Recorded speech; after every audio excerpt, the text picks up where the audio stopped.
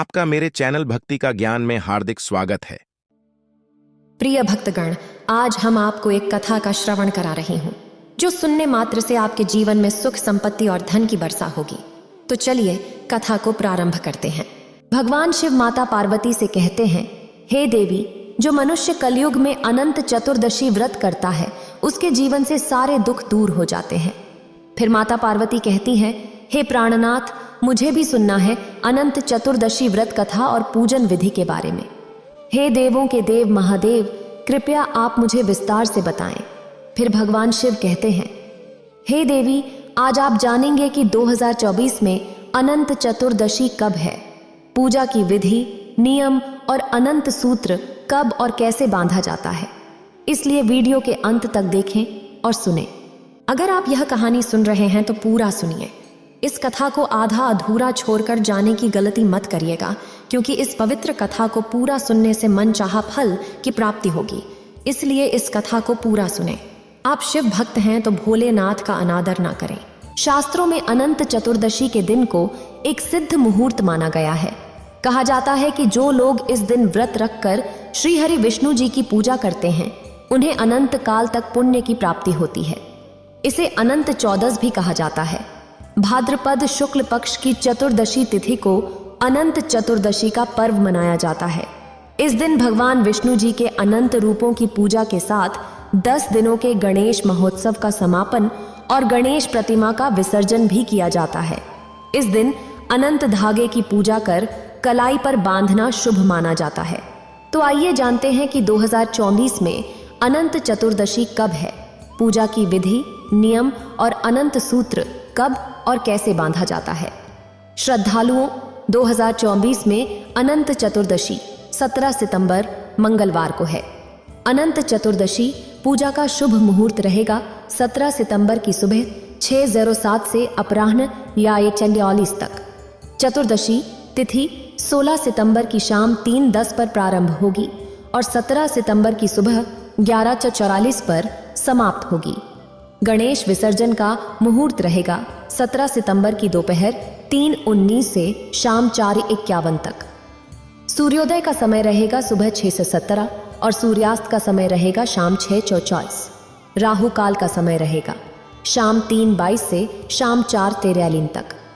इस दिन अनंत चतुर्दशी के साथ गणेश विसर्जन, विश्वकर्मा पूजा, पूर्णिमा का व्रत और सत्य व्रत भी रखा जाएगा। श्रद्धालुओं, आइए जाने अनंत चतुर्दशी पूजा विधि के बारे में। मान्यता है कि अनंत चतुर्दशी की शुरुआत महाभारत काल से हुई थी। इस दिन सबसे पहले स्नान कर साफ वस्त्र धारण करें और व्रत का संकल्प लें। पूजा घर को शुद्ध कर वहां भगवान विष्णु की प्रतिमा स्थापित करें। फिर सिंदूर, केसर और हल्दी में डुबोकर 14 गांठों वाला अनंत सूत्र या धागा तैयार करें। इस धागे को श्रीहरि को अर्पण कर विधि पूर्वक भगवान विष्णु जी के साथ सूत्र की भी पूजा करें। पूजा के बाद ओम अनंताय नमः इस सरल मंत्र का उच्चारण करें। इसके बाद पुरुष अपने दाएं हाथ पर और महिलाएं अपने बाएं हाथ की कलाई पर रक्षा सूत्र बांध लें।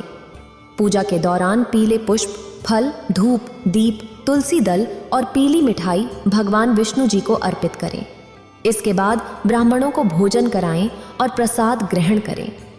हरि अनंत हैं और अनंत धागे पर लगाई जाने वाली ये 14 गांठें श्री हरि द्वारा उत्पन्न 14 लोकों का प्रतीक मानी जाती हैं। मान्यता है कि अनंत चतुर्दशी के दिन बांधा गया यह रक्षा सूत्र व्यक्ति की हमेशा रक्षा करता है और उसके जीवन से सभी परेशानियों को दूर कर देता है। अब जान लेते हैं अनंत सूत्र बांधने के नियम।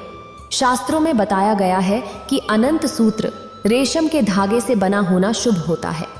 इस अनंत सूत्र को भगवान विष्णु की पूजा के बाद ही बांधा जाना चाहिए और इसमें 14 गांठों का होना आवश्यक है।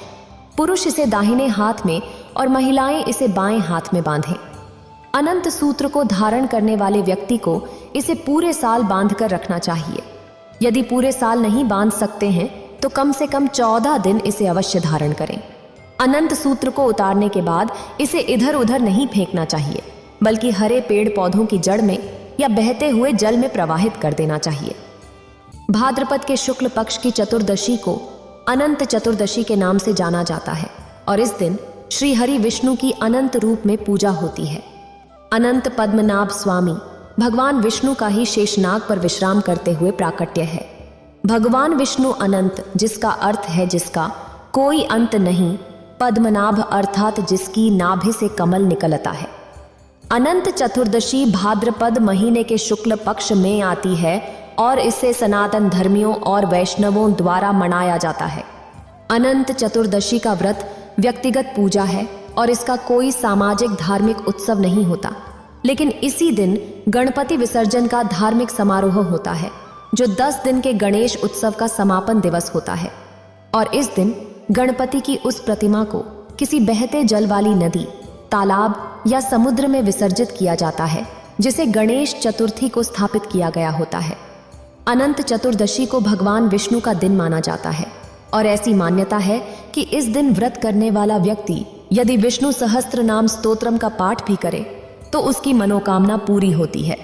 भगवान विष्णु उस प्रार्थना करने वाले व्यक्ति पर प्रसन्न होकर उसे सुख, संपदा, धन, धान्य, यश, वैभव, लक्ष्मी, पुत्र आदि सभी प्रकार के सुख प्रदान करते हैं। अनंत चतुर्दशी के व्रत का उल्लेख महाभारत में भगवान कृष्ण द्वारा किया गया है। सबसे पहले इस व्रत को पांडवों ने भगवान श्री कृष्ण के कहे अनुसार विधि का पालन करते हुए किया था। जब पांडव अनेक प्रकार के कष्ट सहते हुए कठिन जीवन जी रहे थे, तब एक दिन भगवान श्री कृष्ण उनसे मिलने आए और युधिष्ठिर ने उन्हें अपने कष्टपूर्ण जीवन के बारे में बताया। और जब युधिष्ठिर ने अपने दुखों से छुटकारा पाने का उपाय पूछा, तब श्री कृष्ण ने उन्हें विधि पूर्वक अनंत भगवान का व्रत करने का सुझाव दिया। इससे उनके सारे संकट दूर हो जाएंगे और खोया हुआ राज्य पुनः प्राप्त हो जाएगा। जब युधिष्ठिर ने अनंत चतुर्दशी पर किए जाने वाले अनंत भगवान के व्रत का महात्म्य पूछा, तो श्री कृष्ण ने उन्हें एक कथा सुनाई, जो अनंत चतुर्दशी का व्रत करने वाले सभी व्रतियों को सुननी और सुनानी चाहिए। कथा इस प्रकार है। प्राचीन काल में सुमंत नाम का एक नेक तपस्वी ब्राह्मण था। उसकी पत्नी का नाम दीक्षा था और उनकी एक परम सुंदरी, धर्मपरायणा और ज्योतिर्मय कन्या थी, जिसका नाम सुशीला था। जब सुशीला बड़ी हुई तो उसकी माता दीक्षा की मृत्यु हो गई। तत्पश्चात सुमंत ने कर्कशा नामक स्त्री से दूसरा विवाह कर लिया। सौतेली माता कर्कशा सुमंत की पुत्री सुशीला को पसंद नहीं करती थी और उसे तरह तरह की तकलीफें दिया करती थी। धीरे धीरे समय बीता और सुमंत ने अपनी पुत्री सुशीला का विवाह ब्राह्मण कौंडिन्य ऋषि के साथ कर दिया, जो काफी धन संपत्ति वाले थे और जिनके पास भौतिक सुख व वैभव की कोई कमी नहीं थी। लेकिन दहेज प्रथा के अनुसार जब विदाई के समय बेटी दामाद को कुछ देने की बात आई, तो सौतेली मां कर्कशा ने अपने दामाद को कुछ ईंटें और पत्थरों के टुकड़े बांध कर दे दिए। कौंडिन्य ऋषि सौतेली माता के इस व्यवहार से अत्यंत दुखी हुए, लेकिन बिना कुछ कहे अपनी पत्नी सुशीला को लेकर अपने आश्रम की ओर चल दिए।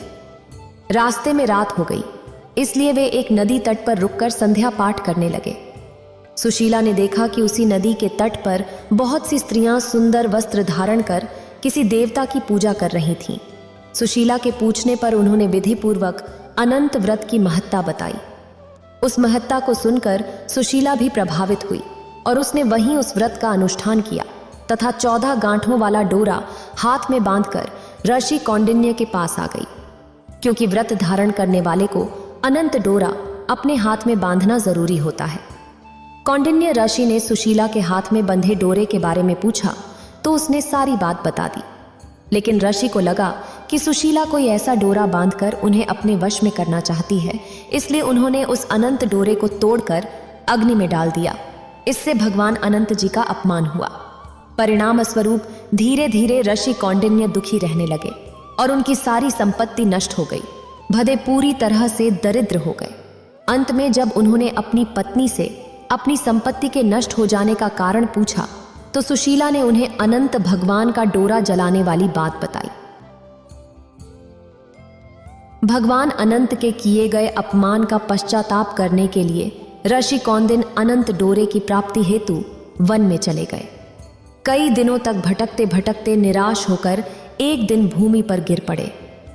तब अनंत भगवान प्रकट होकर बोले, हे कौंडिन्य, तुमने मेरा तिरस्कार किया था उसी से तुम्हें इतना कष्ट भोगना पड़ा। तुम दुखी हुए, परंतु अब तुमने पश्चाताप किया है। मैं तुमसे प्रसन्न हूं। अब तुम घर जाकर विधिपूर्वक अनंत व्रत करो। 14 वर्षों तक व्रत करने से तुम्हारा दुख दूर हो जाएगा और तुम धन धान्य से संपन्न हो जाओगे। कौंडिन्य ने वैसा ही किया और उन्हें सारे क्लेश से मुक्ति मिल गई। श्री कृष्ण की आज्ञा से युधिष्ठिर ने भी अनंत भगवान का 14 वर्षों तक विधि पूर्वक व्रत किया, जिसके प्रभाव से पांडव महाभारत के युद्ध में विजय हुए और चिरकाल तक राज्य करते रहे। इस प्रकार अनंत चतुर्दशी का व्रत प्रचलन में आया। तब से शुक्ल पक्ष की चतुर्दशी को अनंत चतुर्दशी के नाम से जाना जाता है। इस दिन श्री हरि विष्णु जी के अनंत रूप की पूजा की जाती है। यदि कोई व्यक्ति इस व्रत को लगातार वर्षों तक नियम पूर्वक करता है तो उसे विष्णु लोक की प्राप्ति होती है। भगवान सत्यनारायण के समान ही अनंत देव भी भगवान विष्णु का ही एक नाम है और इसी कारण इस दिन सत्यनारायण भगवान का व्रत और कथा का आयोजन भी किया जाता है। अनंत चतुर्दशी के दिन ही गणपति विसर्जन का धार्मिक समारोह होता है, जो कि लगातार 10 दिन के गणेश उत्सव के समापन का दिवस होता है। इस दिन भगवान गणपति की प्रतिमा को बहते हुए जल वाली नदी, तालाब या समुद्र में विसर्जित किया जाता है। यह वही प्रतिमा होती है जिसे व्यक्ति गणेश चतुर्थी के दिन अपने घरों में स्थापित करते हैं। फिर भगवान शिव कहते हैं, आइए एक और कथा अब शुरू करते हैं। अनंत गुणा फल प्रदान करने वाली अनंत चतुर्दशी की कथा। किसी गांव में रामू नाम का एक व्यक्ति अपनी पत्नी के साथ रहता था। रामू फल बेचने का काम करता था। रामू की पत्नी सावित्री लोगों के कपड़े सिलती थी। रामू और सावित्री का साधारण जीवन ठीक ठाक चल रहा था, परंतु उन्हें एक ही दुहक था कि उनकी कोई संतान नहीं थी। गांव के लोग सावित्री को बहुत ताने मारते थे, जिससे वह बहुत दुखी हो जाती थी और भगवान विष्णु से कहती, हे भगवान विष्णु, आप किस बात का बदला ले रहे हैं? आप तो सब पर कृपा करते हैं, फिर मुझे अभागिन की भी सुन लीजिए प्रभु। रामू हमेशा सावित्री को तसल्ली देता और कहता, सावित्री धैर्य रखो, ईश्वर ने जो लिखा है वही मिलेगा, इसलिए दुखी मत हो। परंतु सावित्री दिन रात संतान की चिंता में खोई रहती। भाद्र के महीना में अनंत चतुर्दशी आने वाला था। सावित्री ने अपनी मां के घर जाने का फैसला किया और रामू से कहा, सुनो जी, आज आप फल बेचकर जल्दी घर लौट आना। रामू ने पूछा, क्या हुआ भाग्यवान, कोई जरूरी काम है क्या? सावित्री ने जवाब दिया, जी मैं अपनी मां से मिलने जाना चाहती हूँ, बहुत याद आ रही है उनकी, और आप तो जानते ही हैं भाद्र के महीना में अनंत चतुर्दशी आने वाला है। अरे हाँ हाँ भाग्यवान, मैं जल्दी आकर तुम्हें तुम्हारी माँ के घर छोड़ आऊंगा, बस। सावित्री अपनी माँ के घर जाने की सारी तैयारी कर लेती है और रामू बाजार से जल्दी घर आकर सावित्री के साथ उसके माँ के घर के लिए निकल पड़ता है। श्री के मायके में एक बहुत प्राचीन मंदिर था। जब रामू और सावित्री रास्ते में जा रहे थे तब वे मंदिर में दर्शन करने के लिए गए। सावित्री चलो ना, भगवान विष्णु का ये मंदिर कितना अद्भुत लग रहा है ना? चलो हम भी दर्शन कर लेते हैं। रामू, हाँ चलो। सावित्री, हर कृष्ण। बच्चा, तुम्हारी सभी मनोकामनाएं पूर्ण करें भगवान विष्णु। रामू और सावित्री भगवान विष्णु जी के दर्शन करके सावित्री की मां के घर पहुंच जाते हैं और दोनों विष्णु दर्शन पाकर एक अद्भुत शांति का अनुभव करते हैं। भोजन करके दोनों सो जाते हैं। प्रातः जब दोनों उठते हैं तो फिर सावित्री की मां और भाई मंदिर जाने के लिए तैयार हो जाते हैं। मां, आप सब मंदिर जा रहे हैं, क्या आप सब रोज मंदिर जाते हैं? बेटी, हम तो भगवान विष्णु का पूजन करके ही अपनी दिनचर्या शुरू करते हैं। तेरे पिता के जाने के बाद उन्हीं के आशीर्वाद से हमारा गुजारा चल रहा है और तेरी भाभी तो हर साल भाद्र के महीना में अनंत चतुर्दशी व्रत करती है। माँ, मुझे भी ये व्रत करना सिखाओ। भाभी, ओह भाभी, मुझे भी बताओ ना, इस व्रत को करने की विधि क्या है? अरे सावित्री, व्रत से पहले तुम और रामू तैयार हो जाओ, कुछ खा लो। क्यों ना तुम भी आज हमारे साथ मंदिर चलो, अनंत चतुर्दशी व्रत शुरू होने वाला है। मैं तुम्हें व्रत का सारा विधान समझा दूंगी। रामू और सावित्री एक बार फिर मंदिर पहुंच जाते हैं। दोनों सबके साथ भगवान विष्णु का पूजन करते हैं और भाद्र के महीना में अनंत चतुर्दशी का व्रत रखने का मन बना लेते हैं। सावित्री अपनी भाभी से व्रत का विधान बताने को कहती है। देख सावित्री, उनके व्रत का विधान भी अत्यंत साधारण एवं सरल है। जो भी भक्त उनका व्रत सच्ची श्रद्धा से करता है, उनकी कृपा उस पर हो जाती है। इस व्रत का कोई खास नियम नहीं है, किंतु यह आवश्यक है कि दिन रात में केवल एक ही समय भोजन करो और प्रातः व्रत आरंभ कर अनंत चतुर्दशी कथा सुनो। यह व्रत सभी मनोकामनाओं को पूर्ण करने वाला है। भाभी, मैं इस व्रत को अवश्य करूंगी। सावित्री, मैं भी तुम्हारे साथ भाद्र के महीना में अनंत चतुर्दशी का व्रत पूरे विधि विधान से करूंगी। क्या पता भगवान विष्णु हमारे भाग्य की रेखा पर तरस खाकर उसे बदल दे, हमें संतान का सुख मिल जाए। दोनों मिलकर अनंत चतुर्दशी का व्रत रखते हैं। दोनों ही मंदिर जाकर विधि विधान से पूजन करते हैं और अनंत भगवान का कथा का श्रवण करते हैं। वे प्रत्येक साल इस व्रत का पालन करना शुरू करते हैं और यही कामना करते हैं कि उन्हें एक संतान की प्राप्ति हो। दोनों की भक्ति देखकर माता लक्ष्मी जी भगवान विष्णु जी से कहती हैं, स्वामी, ये दोनों आपकी भक्ति कितनी श्रद्धा से कर रहे हैं, आपको इनकी मनोकामना पूर्ण करनी चाहिए। तभी वहां नारद मुनि आ जाते हैं और कहते हैं, नारायण नारायण, माँ लक्ष्मी और भगवान विष्णु को नारद का प्रणाम। विष्णु जी पूछते हैं, कहो नारद, कैसे आना हुआ? नारद मुनि उत्तर देते हैं, नारायण नारायण, प्रभु, मैं आपकी आज्ञा से सावित्री और रामू की परीक्षा लेना चाहता हूँ। इससे यह सिद्ध हो जाएगा कि वे आपके वरदान के योग्य हैं या नहीं। विष्णु जी कहते हैं, हाँ प्रभु, अगर नारद मुनि आपके भक्तों की परीक्षा लेना चाहते हैं तो ठीक है। नारद मुनि सावित्री और रामू की परीक्षा लेने के लिए पृथ्वी पर पहुंच जाते हैं। उस समय रामू और सावित्री का अनंत चतुर्दशी व्रत का आखिरी साल होता है। दोनों पति पत्नी अपने व्रत का उद्यापन करने मंदिर जा रहे होते हैं और नारद मुनि एक ऋषि के भेष में उनसे मिलने पहुंच जाते हैं। अरे सावित्री और रामू, कहाँ जा रहे हो भाई? उस मोहिनी को मनाने मत जाओ, तुम्हें कुछ प्राप्त नहीं होगा। मेरी शरण में आओ, मैं तुम्हें संतान प्राप्ति की एक ऐसी पूजा बताऊंगा कि तुम्हारा सपना सत्य हो जाएगा। आपने हमारे नाम कैसे जाने और हमारा वह देश भी बिना बताए जान गए? कौन है प्रभु आप? हाँ महाराज, बताने की कृपा करें और ये भी बताएं कि आप हमें हमारे भगवान विष्णु के पास जाने से क्यों रोक रहे हैं। क्योंकि मैं जानता हूं एक मूर्ति तुम्हें कुछ नहीं दे सकती, किंतु मैं अपनी शक्ति की विद्या से तुम्हारा सपना साकार कर सकता हूं। रामू और सावित्री पहले बहुत सोच विचार करते हैं, फिर ऋषि से कहते हैं, ऋषिवर, कृपया हमें क्षमा करें। हम अनंत चतुर्दशी के नाम का व्रत कर रहे हैं। अगर उनकी कृपा होगी तो हमें संतान अवश्य प्राप्त होगी। हम और किसी की पूजा नहीं कर सकते। अरे, मैंने तुम्हें बताया ना कि ये मोहिनी है, तुम्हें कुछ नहीं दे सकता। तुम व्यर्थ इसकी पूजा करके अपना समय बर्बाद कर रहे हो। अगर तुम मेरे द्वारा बताए गए उपाय करोगे तो फिर देखना क्या चमत्कार होता है। ऋषि महाराज, हमारे भगवान विष्णु मोहिनी अवश्य हैं, परंतु वे अपने भक्तों पर दया अवश्य करते हैं। हाँ, हम, पर वे अपना आशीर्वाद जरूर बरसाएंगे और बाकी हमारा भाग्य है। महाराज, अगर आपको कुछ देना ही है तो कृपया अपना आशीर्वाद दीजिए ताकि हम अपना व्रत पूरा कर सकें। कृपया आज्ञा दें, हमें देर हो रही है। हम तो केवल अनंत चतुर्दशी का व्रत पूर्ण करना चाहते हैं। उनकी भक्ति करना ही हमारा धर्म है। इतना कहकर रामू और सावित्री मंदिर की ओर चल पड़ते हैं। नारद मुनि उनका भगवान विष्णु में अटूट विश्वास देखकर प्रसन्न होते हैं।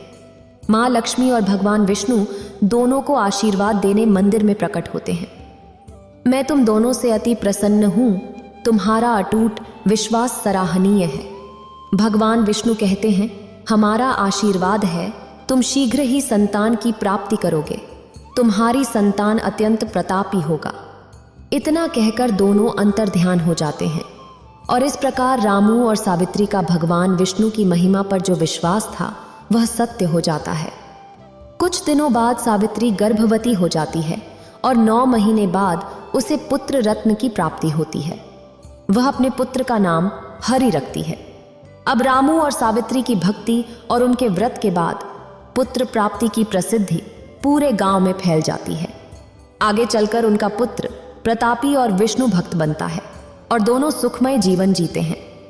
प्राचीन काल में श्री गंगा जी के तट पर धर्मराज युधिष्ठिर ने वीर जरासन को मारने के लिए रासु यज्ञ का आयोजन किया।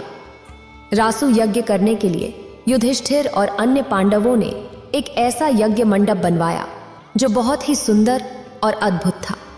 वह इतना मनोरम था कि जल और स्थल की भिन्नता प्रतीत ही नहीं हो रही थी, यानी जल में स्थल और स्थल में जल की भ्रांति हो रही थी।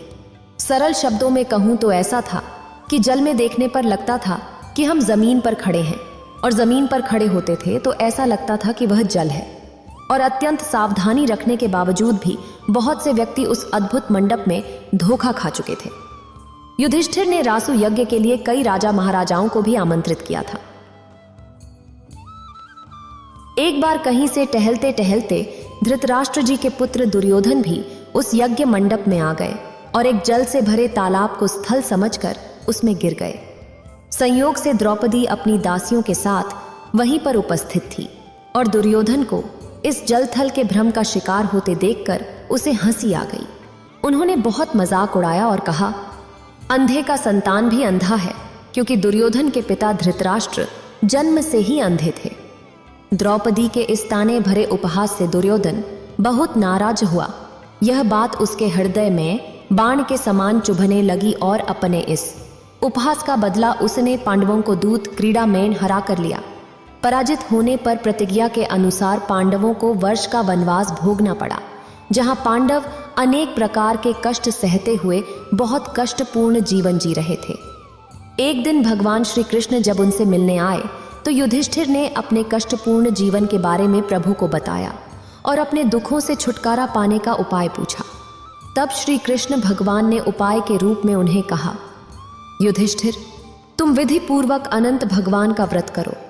इससे तुम्हारे समस्त कष्ट दूर हो जाएंगे और तुम्हारा खोया हुआ राज्य पुनः प्राप्त हो जाएगा। जब युधिष्ठिर ने अनंत चतुर्दशी पर किए जाने वाले अनंत भगवान के व्रत का महात्म्य पूछा तो श्री कृष्ण ने उन्हें एक कथा सुनाई। यह कथा अनंत चतुर्दशी का व्रत करने वाले सभी व्रतधारियों को सुननी चाहिए। यदि कोई व्यक्ति व्रत न कर पाए तो वह इस कथा के श्रवण मात्र से ही अनंत गुणा फलों को प्राप्त कर सकता है। प्राचीन काल में सुमंत नाम का एक नेक तपस्वी ब्राह्मण था, जिसकी पत्नी का नाम दीक्षा था। उसकी एक परम सुंदरी, धर्मपरायण तथा ज्योतिर्मयी कन्या थी, जिसका नाम सुशीला था। जब सुशीला बड़ी हुई तो उसकी माता दीक्षा की मृत्यु हो गई। पत्नी के मरने के बाद सुमंत ने कर्क्षा नाम की स्त्री से दूसरा विवाह कर लिया। सौतेली माता कर्क्षा सुमंत की पुत्री सुशीला को पसंद नहीं करती थी और उसे तरह तरह के कष्ट प्रदान करती थी।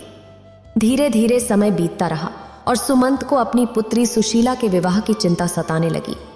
तब कौंडी ऋषि ब्राह्मण सुमंत के घर पर आए और उन्होंने सुमंत से उनकी पुत्री का हाथ मांगा। कौंडी ऋषि काफी धन संपत्ति वाले ब्राह्मण थे। उनके पास भौतिक सुख व वैभव की कोई कमी नहीं थी। कौंडी ऋषि की बात सुनकर सुमंत बहुत खुश हुए और उन्होंने खुशी खुशी अपनी पुत्री सुशीला का विवाह कौंडी ऋषि के साथ कर दिया। लेकिन दहेज की प्रथा के अनुसार जब बेटी की विदाई करने लगे तो बेटी और दामाद को कुछ देने की बात आई।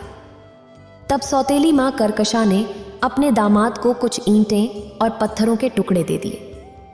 पोंडी आशी सौतेली माता के इस व्यवहार से बहुत दुखी हुए, लेकिन बिना कुछ कहे अपनी पत्नी सुशीला को लेकर अपने आश्रम की ओर चल दिए। परंतु रास्ते में ही रात हो गई, इसलिए वह एक नदी के तट पर रुककर संध्या पाठ करने लगे। सुशीला ने देखा कि उसी नदी के तट पर बहुत सी स्त्रियां सुंदर वस्त्र धारण कर किसी देवता की पूजा कर रही थीं। सुशीला के पूछने पर सभी स्त्रियों ने उन्हें बताया कि वह श्री अनंत नारायण भगवान की पूजा कर रही हैं। इस पर सुशीला ने पूछा, यह अनंत नारायण भगवान कौन है? तब उनमें से एक स्त्री ने कहा, अनंत भगवान विष्णु कृष्ण के ही एक रूप हैं और शेष नाग काल रूप से विद्यमान रहते हैं, अतः दोनों की सम्मिलित पूजा की जाती है। यह सुनकर सुशीला ने उनसे पूछा, इस व्रत का क्या नाम है? सुशीला के पूछने पर स्त्रियों ने उसे विधिपूर्वक अनंत व्रत की महत्ता बताई। अनंत व्रत की महत्ता को सुनकर सुशीला प्रभावित हुई और उसने पूछा, यह अनंत भगवान कौन है? तब स्त्रियों ने बताया, अनंत नारायण भगवान श्री हरि विष्णु जी का ही एक रूप है, और जो भी व्यक्ति इस अनंत व्रत को करता है उसे अनंत गुणा फल की प्राप्ति होती है। यह सब सुनकर सुशीला ने अनंत व्रत का अनुष्ठान किया तथा 14 गांठों वाला डोरा हाथ में बांधकर ऋषि कुंडी के पास आ गई, क्योंकि व्रत धारण करने वाले को अनंत डोरा अपने हाथ में बांधना जरूरी होता है। कुंडी ऋषि ने सुशीला के हाथ में बंधे हुए डोरे के बारे में पूछा। सुशीला ने उन्हें सारी बात बताई, लेकिन ऋषि कुंडी को लगा कि सुशीला कोई ऐसा डोरा बांधकर उन्हें अपने वश में करना चाहती है, इसलिए उन्होंने अनंत डोरे को तोड़कर अग्नि में जला दिया, जिससे अनंत भगवान जी का अपमान हुआ और भगवान नाराज हो गए। परिणाम स्वरूप धीरे धीरे ऋषि कौंडी दुखी रहने लगे। उनकी समस्त धन संपत्ति नष्ट हो गई और वे पूरी तरह दरिद्र हो गए। अंत में उन्होंने अपनी पत्नी से अपनी संपत्ति के नष्ट हो जाने का कारण पूछा। तब सुशीला ने उन्हें अनंत भगवान का डोरा जलाने की बात याद दिलाई। भगवान अनंत का अपमान करने के कारण ऋषि कौंडी को बहुत पश्चाताप हुआ और इसी पश्चाताप के चलते वे अनंत डोरे की प्राप्ति के लिए वन में चले गए और कई दिनों तक भटकते रहे। एक दिन भटकते भटकते वे निराश होकर पृथ्वी पर गिर पड़े। तब अनंत भगवान प्रकट होकर बोले, हे कौंडी, तुमने मेरा तिरस्कार किया था, उसी से तुम्हें इतना कष्ट भोगना पड़ा। तुम बहुत दुखी हुए और पश्चाताप किया है। मैं तुमसे प्रसन्न हूं। अब तुम घर जाकर विधिपूर्वक अनंत व्रत करो। लगातार वर्षों तक व्रत करने के बाद तुम्हारा यह दुख दूर हो जाएगा। तुम धन धान्य सुख संपत्ति से संपन्न हो जाओगे। कौंडी ऋषि ने अनंत भगवान के कहे अनुसार वर्षों तक अनंत व्रत किया और उन्हें समस्त धन संपत्ति वापस मिल गई और सभी क्लेश से मुक्ति मिल गई।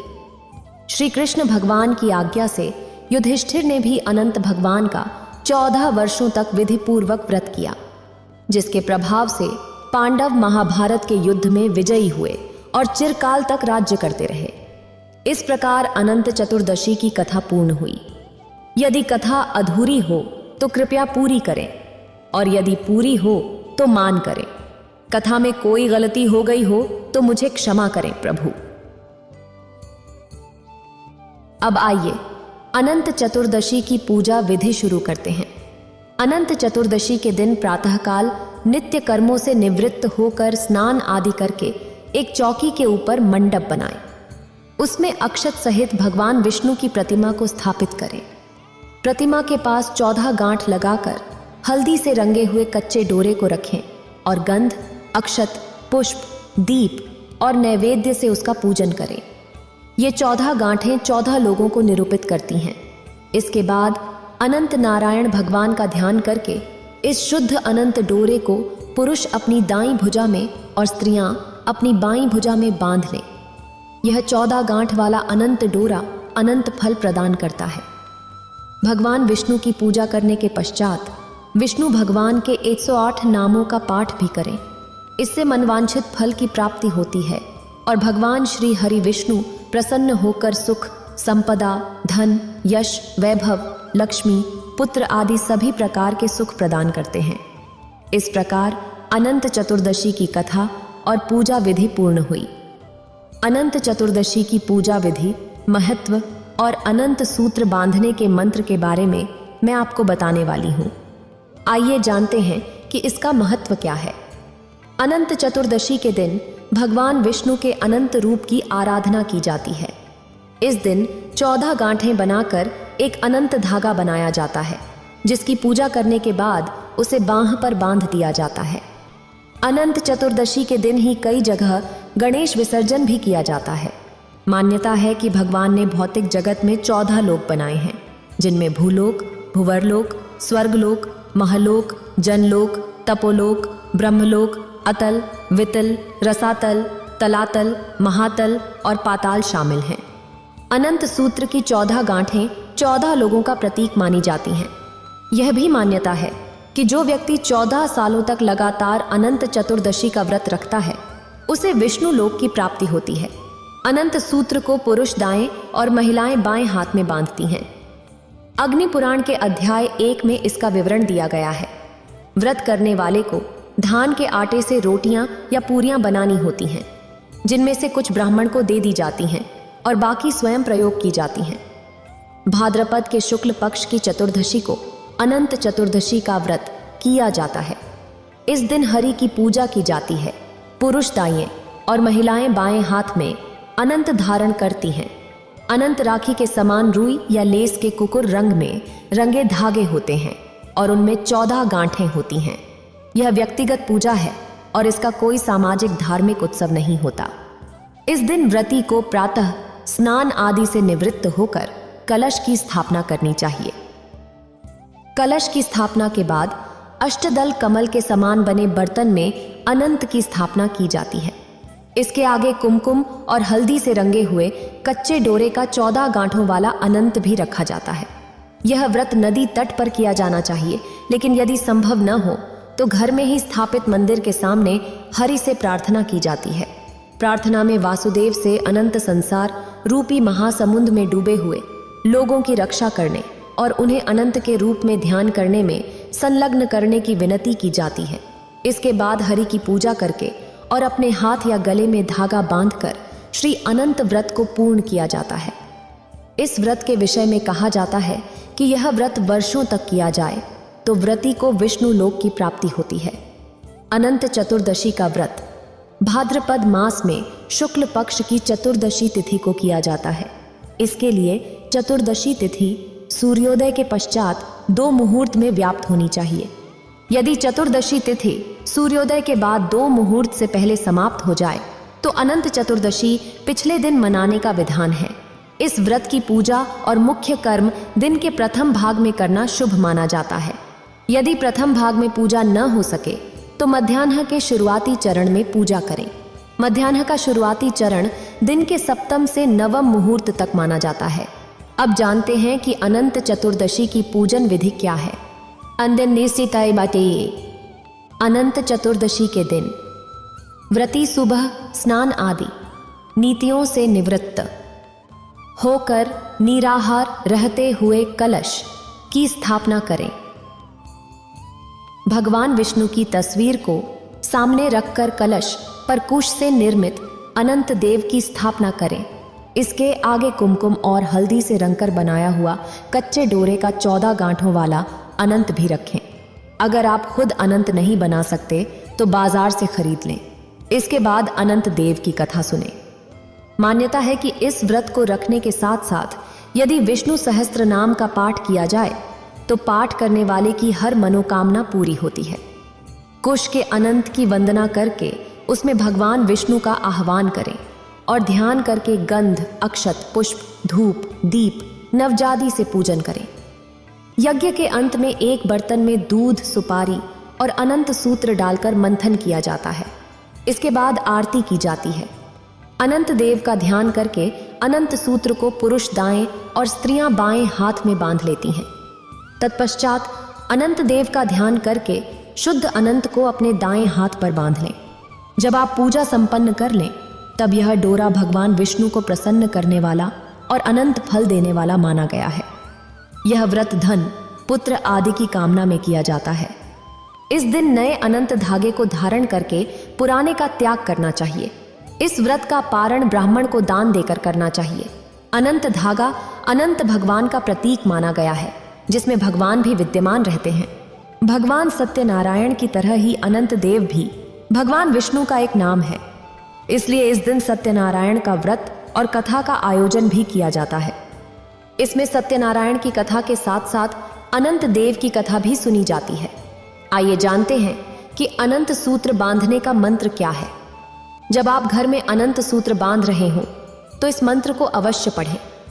अनंत संसार महासमुद्र समूह, समूह में ब्यूधर वासुदेव, अनंत रूपे विनियोजय स्वः, अनंत सूत्राय नमो नमस्ते। अनंत सूत्र को बांधने के बाद आप कथा को अवश्य पढ़ें या सुने। मंत्र पढ़ लें और जब अनंत सूत्र धारण कर लें उसके बाद व्रत कथा को सुने। व्रत कथा को सुनने के बाद ब्राह्मण को भोजन कराएं और स्वयं प्रसाद ग्रहण करें। ब्राह्मण को दक्षिणा देकर विदा करें। भगवान अनंत और भगवान विष्णु की कृपा आप पर बनी रहे, यही हम सबसे आशा करते हैं। इस कथा के अंतर्गत भगवान कृष्ण का कथन है। संत उनके रूपों में से ही एक रूप है जो काल यानी समय का प्रतीक है, अर्थात कृष्ण ही वो आदि और परम पुरुष हैं जो प्रत्येक अवतार के स्रोत हैं। भागवत गीता में भगवान कहते हैं, अहम सर्वस प्रभुमत तत्सर्वम प्रवर्तते इति मत्वा भजन तेमाम बुद्धा भाव समन्विता, अर्थात ये सभी अवतार, ब्रह्मांड, लोक सब कुछ मुझसे ही उत्पन्न है। मैं ही इन सब का एकमात्र स्रोत हूँ। इसलिए हमें भगवान कृष्ण और उनके द्वारा कहे गए हर एक शब्द को पूरी तरह से स्वीकार करना चाहिए। जैसे पांडवों ने पूर्ण समर्पण के साथ उनकी हर आज्ञा का पालन किया और अनेक संघर्षों, दुखों और परेशानियों को पार कर एक सुखी और सफल जीवन जिया। इतना कहकर भगवान शिव इस कथा को समाप्त करते हैं। अगर आपको ये वीडियो अच्छी लगी हो तो लाइक करें और शेयर करें और मेरे चैनल भक्ति का ज्ञान को सब्सक्राइब करें। आपका धन्यवाद।